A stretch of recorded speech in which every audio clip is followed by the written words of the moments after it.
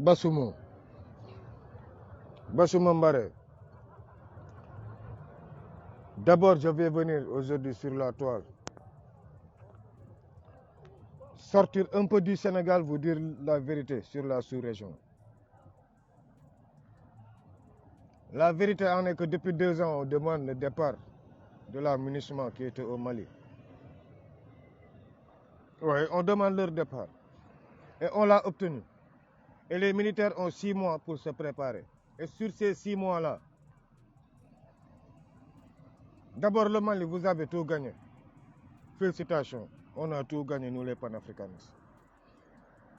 Parce que 12 000 hommes ne peuvent pas être là-bas avec autant de morts, non.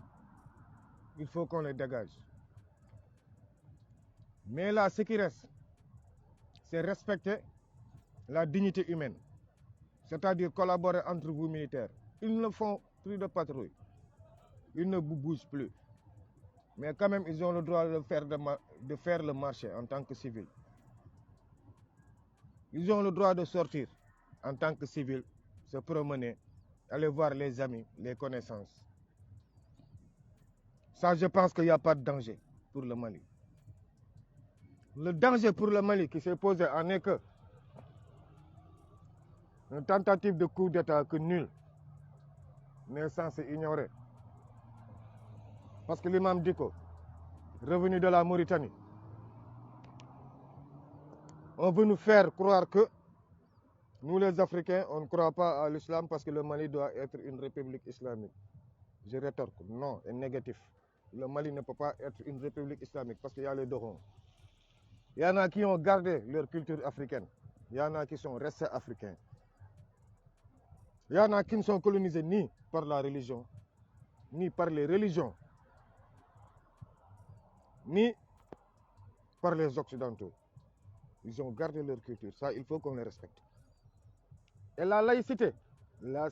y a une laïcité religieuse, c'est-à-dire que chacun respecte sa religion. Mais à partir de ça, un gars comme Imam Diko, qui était un idole, qui a toujours lutté pour qu'on puisse dégager la France, c'est ce même Imam Diko qui revient pour chanter les louanges de ces mêmes Occidentaux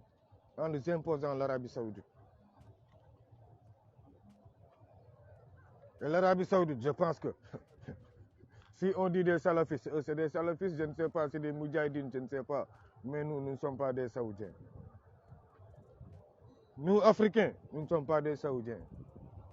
Et si Assimi Goïta l'avait accepté à cette heure-là lors des référendums, ça serait un grand piège et la déstabilisation totale du Mali. Ce qu'a refusé le président Goïta, donc, Imam Diko l'a promis de faire sa peau. Et vous, tout le Mali, vous êtes au courant.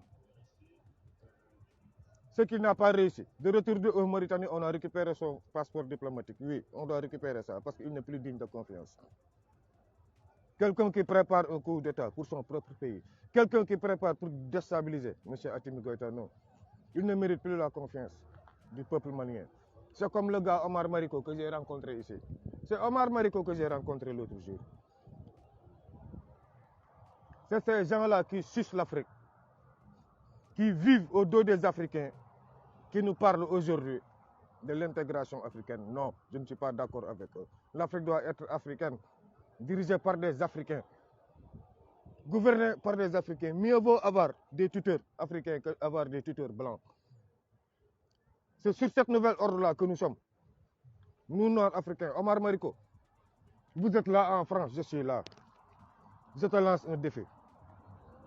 Ce que vous voulez, ça ne va pas passer. Le pouvoir de Assimi Goïta a bien compris, raison pour laquelle. Ne pensez pas que vous êtes les mieux renseignés. Il y a eu un remaniement ministériel, on sait le pourquoi. Il y avait des complots énormes.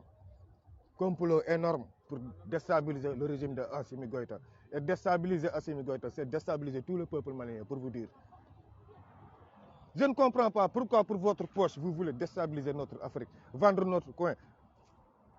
Et vous, peuple malien, il y a des opposants qui gagnent comment?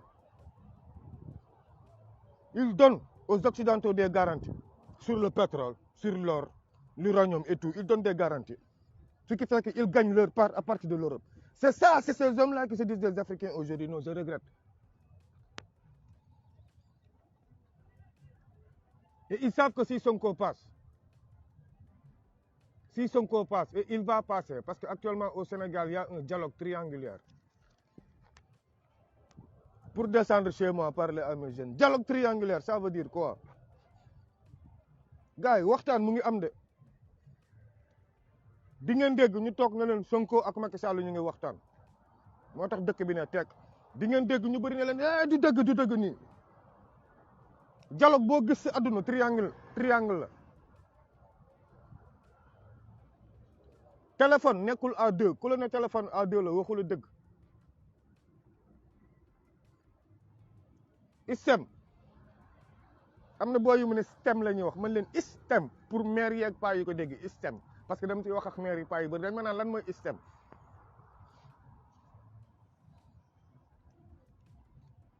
Système moo créé dialogue triangulaire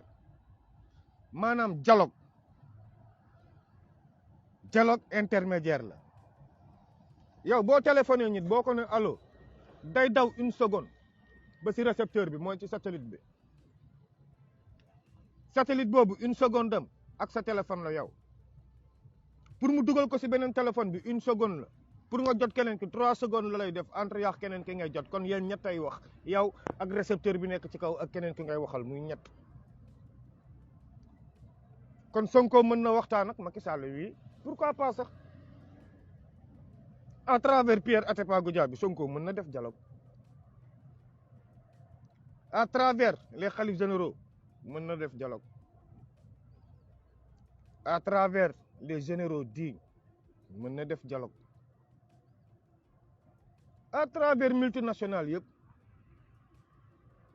mën nañ ne Sonko mu ngi dialogue ak Macky Sall te ci discours Sonko pour être plus explicite wax na leen possibilité yu ñu am pour dossier buñ ko jàppee 2 ans yi jeex man dossier boobu lu ma leen wax rek j'ai honte ci wax moo tax duma ko sax bëgg di tudd pour fay dossier boobu moom dafa war a constituer wu prisonnier wala bi ko yoon gisee mën nañ ko ñëw téye après ñu bàyyi ko pour woowaat ko pour atte ko mais Sonko wax na leen ko leen junduñu leen ci biir xel daf leen junj ci biir xel ak ci biir wax Macky Sall li mu waxanteeg Sonko moom yegg na ci mais ndax yegg na ci ak conviction mooy li mu ne moom il ne va pas se présenter mais tey Sonko bu ko leeroon ne tey le 5 s'il se constitue prisonnier avant le 10 ñu programmer procès bi def ko tout azimut comme ni ñu ko defee woon s'il avait ces garanties là moom il va se constituer affaire bi leer ku nekk dem ndax moom c'est un homme soxlawul jaar par l'Assemblée nationale mais tey ndax bu constitué woo boppam prisonnier pour procès bu banal bi est-ce que gars yi duñ ko fa fàtte ba décembre wala janvier jëm ko éliminer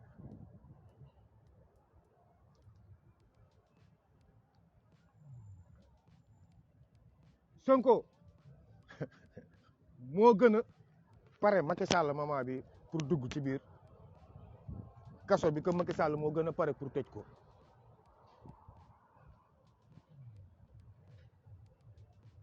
te waxtu bi ci dialogue bi ndeysaan Macky toll na foo xam ne ñëpp dinañ feeñ démb Khalifa Sall wax na ba pare waxul ci Ousmane Sonko nangul tudd tuuram Idrissa Seck li ma leen doon waxaat na ko ne woon na leen xale la na xaar ba beneen loolu moom chaque jour il le répète loolu def na ba heureusement depuis boobu maa ngi koy wax kooku léegi dootul débat suñu biir ñun maanaam ñoom ñëpp système bi Macky Sall léegi il s'en fout de dootu leen couvrir mënatu leen protéger léegi nag problème baa ngi ñoom léegi nag ñoom ñooy pousse la justice pour que mu agir éliminer Ousmane Sonko. gars yi dialogue intermédiaire à 3 ou dialogue triangulaire lañ nekk tey ñoolu yëpp ci éducation la bokk di ngeen ko jàng. ñoom ñooy ñan seen président Idrissa Seck, Khalifa Sall, Antoine Diome moment bi sama gars yi ñëpp kenn ci ñoom laa la wax kenn bëggul Ousmane Sonko jàll. kenn ci ñoom problème bi léegi ce n'est plus Macky Sall. pour lan keroog ma ne leen Ousmane foog mu jël xale yi jiital leen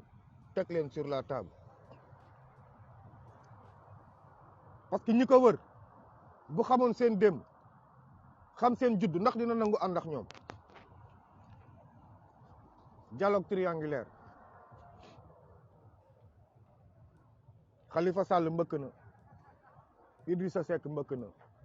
ma ñëw ci Ngagne Demba Touré. Barthélémy Diaz laa mënul woon tëb ndax xam naa ne yéen sénégalais yu bëri yéen doo leen ko mun comprendre. Barthélémy Diaz fils de Abdou Aziz Diop, frère de Ablaye Matar Diop. Je m'explique. Barthélémy Diaz 1 Jean-Paul Diaz baayam dem na ba vay élection mu trahir Ablaye Wade pourtant PDS la ko ñëpp xamee woon. Des fois men dafa garaaw si nit moo tax mag ñaa bëri woon sutura. mag ñaa bëri woon sutura yéen xam ngeen ne Sénégal Cap-Verdien yi ak seen rafetaay dañ daan ñëw Sénégal ñëw mbindaanu si ndax ñàkk. Cap-Verdien yi tey ñu rafet ñii tey pauvreté extrême lañ nekkoon dañ daan mbindaanu si ndax ñàkk bu metti kon Sénégal neexoon na avant indépendance Sénégal doxoon na. moom yaayee Barth bi muy ñëw Sénégal non maamay Barth bi muy ñëw Sénégal mais jëkkëram la àndaloon jëkkëram Sénégal ne ko la grande famille Diop laa def militaire moom mu dem guerre jëkkëram dafa demoon guerre bàyyi jabaram kër la grande famille Diop moo tax Sénégal ñi naan leen Diagne ku leen ne Diagne ñoom ñooy grand serigne de Dakar dañuy fen de grand serigne de Dakar santul Diagne c'est impossible c'est inadmissible dañuy fen sur toute la ligne. xam nga la famille Diagne ñoom ñoo doon ñan ñoom ñooy peggu buur dogoon am juróom-ñaari pegg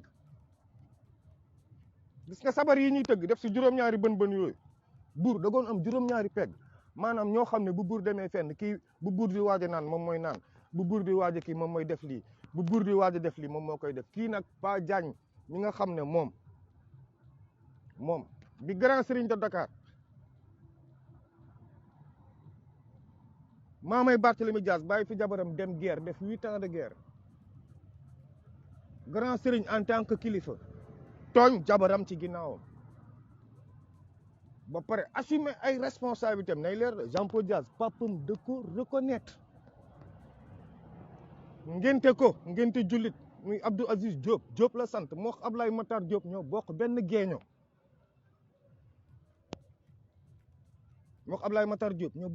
géeño bi lañ jur benn baay kii Jean-Paul Dias ak Ablaye Matar Diop kon Ablaye Matar Diop fu mu naan Barthélémy sama doom effectivement doomam la ndax moo Jean-Paul ay doomu bàyyi lañ paa bi ñibbisi na guerre fekk Jean-Paul Dias am 8 ans muy Abdou Aziz Diop 8 ans laa leen wax fekk na mu am 8 ans papam da ko choyé woon bëgg ko parce que ce qui est arrivé si la ko papam ñëw ne attends qu'est-ce que ça passe xale bi kan la mu ne ko sama doom la ci la ko mag yi réglé yëpp dans l'amiable mu récupéré doomam paa bi sant Diaz ne ko non comme moom dafa demoon guerre yi bàyyi ko fi xale bi santam lay sant lii moo andi la Jean Paul Diaz sant Diaz dooni chrétien ndax si diine chrétien la marié woon maamam.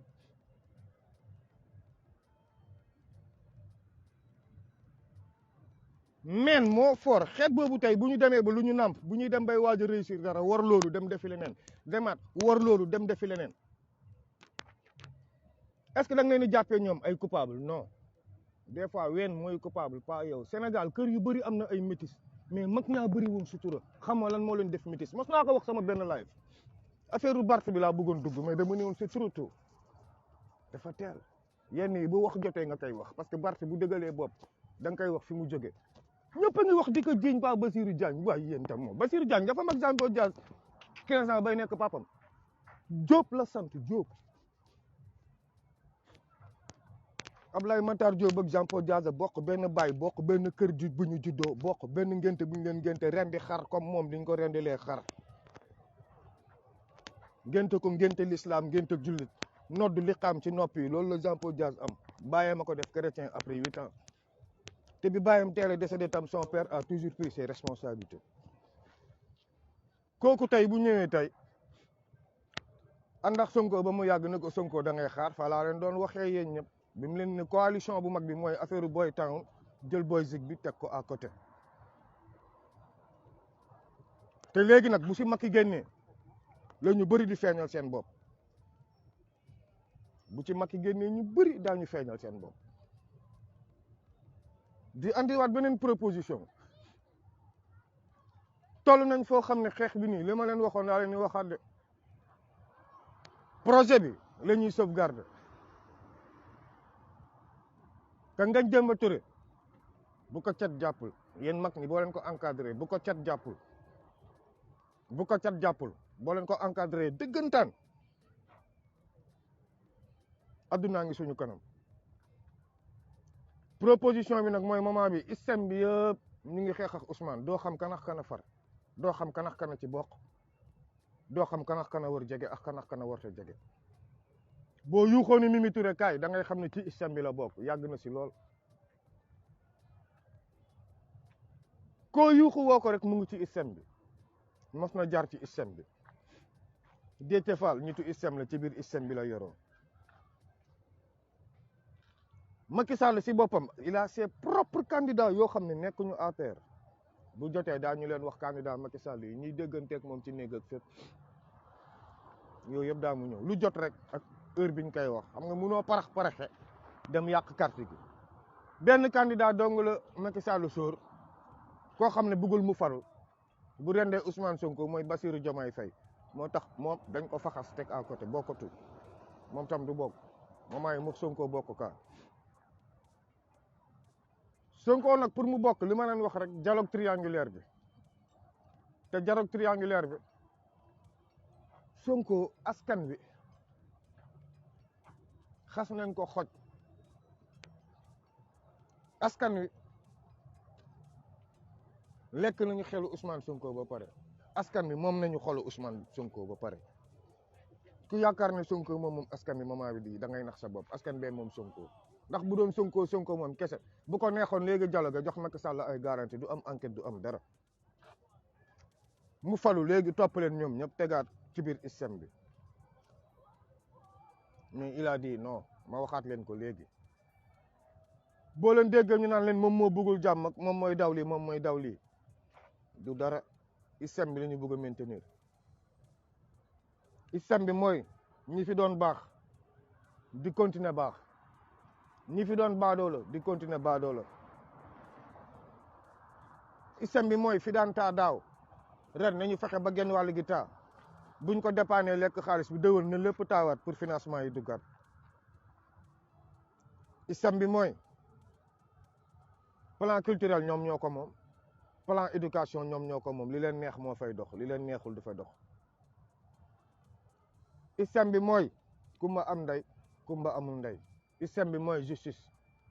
foog mu continuer di mel nii justice mënul changer économie bi ñoom mënuñu ko changer mënuñu yokk mënuñu wàññi système bi mooy pour ñu xeex ak ñoom nationalisme bi ñuy woote nii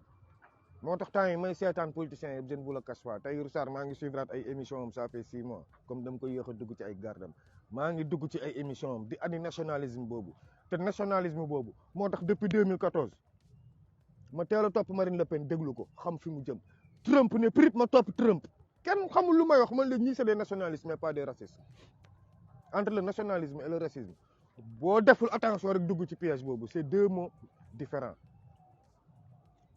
dafa am racisme am nationalisme y a des gens nag c'est des nationalistes loolu ñun foog ñu nangu ko en tant que africain yi tey ñun ñu ngi nii di yuuxu Goïta waay c'est un nationaliste pourtant bu ko tubaab defoon léegi ñu ne leen dafa raciste déedéet le nationalisme et le racisme ça ne rime pas ça ne colle pas tu peux être nationaliste et ne pas être raciste ça c'est très possible et c'est très logique même combat bi foog ñu nangu di ko combattre ak esprit mais pas di combat ak xol ak xëtër saa yi nag ñu jéggi saaganteeg ñoom ndey mais saa yi da ngay xam ne jaruñu ko te c'est être lâche yaakaar ne Macky Sall dong mën nekk président de la République c'est être lâche yaakaar ne bu fi jógee kenn du fi toog c'est être lâche pour le cas Almami Sagna ak le cas Cité Imbécile ñu bëri dañ ma ci interpellé Cité Imbécile dañuy effacer ay preuves ba pare séddoo nañ ko seen biir balaa Macky Sall di dem moom si boppam moo signé li joxe Cité Imbécile ay politiciens dinañ leen ci génneel këyiti leer naa ndax commencé nañu balancer dossier Cité Imbécile Cité Imbécile bés bu ñu ko bàyyee nii Amadou Sall sera en prison Cité Imbécile bés bu ñu ko bàyyee nii Amadou Sall sera en prison buñ ko tasee ba pare suuf si nii ñoom ñoo koy séddoowaat seen biir te li ma si mbette Mbàkke tuuru Mbàkke laa ci njëkk a liir moo tax yàlla na yeneen gars yi jot dossier bi bu ko gars yi jotee ñoom ils vont gérer ces dossiers mais Cité Imbécile moom c'est déjà acquis on va tout raser mais li fa nekkoon ci preuve la ñuy effacer nii Macky Sall nag ku leen ne dem na élection day am 2024 ay ree nga may def je pense que comprendre enjeu yi fu mu toll ak situation Mali bi fi mu toll ak waa France ak situation Burkina fi mu toll ak waa France boo ko comprendre rek di nga xam ne Macky bougéegul France xalaatul ñàkk Macky ñàkk Ouattara loolu la France ne l'imagine pas ñun peuple bi kese ñoo mun décider wu par force ne la France va quitter avec Macky Sall par force de force ou de gré lu mu bañul bu leen ko ci bañ boo leen gisee affaire yéex yi nag dialogue triangulaire laa leen wax dialogue ci jaww ji lañ nekk fu mu toll nii moment ñu ngi dialogué mais si jaww ji ku leen ne Macky ak Sonko waxtaanuñu wala nekkuñu ci dialogue da ngay fen mais dañu bëggoon teg dialogue bi sur la table ñëpp toog et c'est trop tard ndax Sonko ne va pas faire ce dialogue donc dialogue ci jaww ji lañ nekk dialogue gu jaww ak dialogue terre à terre bokkul moment ñu ngi dialogué mais si jaww ji code laa leen wax dialogue gu jaww dialogue ci jaww gi mooy dialogue intermédiaire mooy dialogue ci jaww gi jàpp leen wax jooju yéen la jeunesse après on exploite ça